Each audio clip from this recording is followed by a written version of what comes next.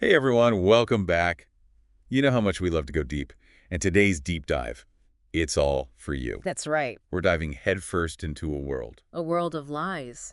Well, truth and lies. Yeah. You know, the whole The shebang. whole truth and lies thing, exactly. All thanks to this book I stumbled upon.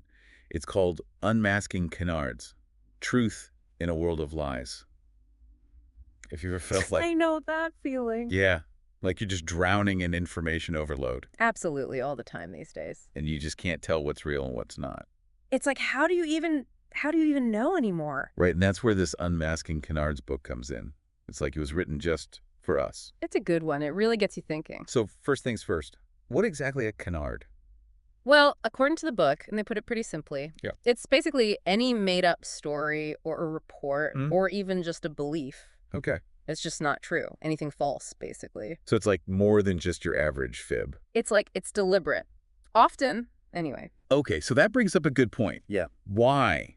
Why even bother with these canards in the first place? What's the point? Well, sometimes, and this is kind of interesting, Yeah. sometimes it's an accident. Really? Yeah, people just get things wrong or they misinterpret something and boom, a canard is born. Huh.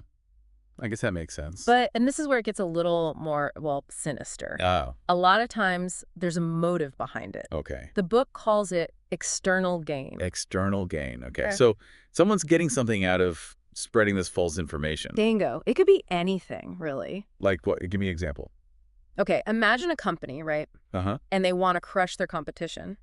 Classic. So they start spreading rumors that their competitor's product is, I don't know, dangerous or something. Oh, sneaky. Right. And suddenly their sales are through the roof, all because of a lie. Wow. It's kind of scary how effective that can be. It is, isn't it? And it's not just companies. Think about politics. A political campaign could spread a totally misleading story. Oh, yeah. We see that all the time. Right, just Yeah. to make their opponent look bad. Yeah. It's all about winning, even if it means playing dirty. So it's not just about lies for the sake of lying. There's often a very real, very calculated reason behind it. You got it. And the book really drives this point home with a line that kind of stuck with me. As long as there's a reason for something to exist, it will find a way. Whoa. That's deep. Right. It's almost like a universal truth, a law of nature. I like that. So if canards exist because there's a reason for them, Yeah. what are some of those reasons? Like, why do they stick around even when we have so much information at our fingertips? That's the million-dollar question, isn't it? And the book dives into that too. It does. Oh, yeah. It even throws in this quote that I thought was pretty fascinating. Life is a wave, which in no two consecutive moments of its existence is composed of the same particles.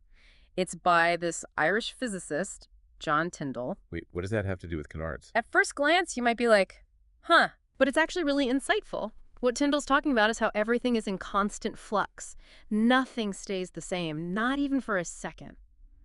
And that includes knowledge. Oh, okay. I see where you're going with this. Mhm. So not only do we have to worry about these deliberate canards, but the very information we're basing our decisions on is constantly changing. Exactly. It's like trying to build a house on shifting sand.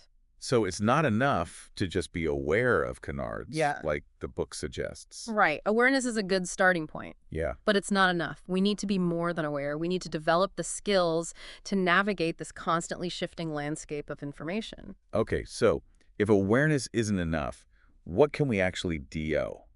How do we become better, like, surfers of information, I guess? I like that analogy. It's all about riding the wave, isn't it? Yeah. And that Yeah. means being adaptable, being able to adjust to the changing currents. Makes sense. So how do we do that with information? Well, we need to become more critical consumers. We need to fact check, consider the source's motivations, look for evidence to support claims. Basically, don't just take things at face value. So a healthy dose of skepticism is in order. Exactly. Not cynicism, but skepticism. Question everything, probe deeper, don't be afraid to challenge the status quo. I like that. So it's about moving from passive consumption to active engagement with information. Absolutely.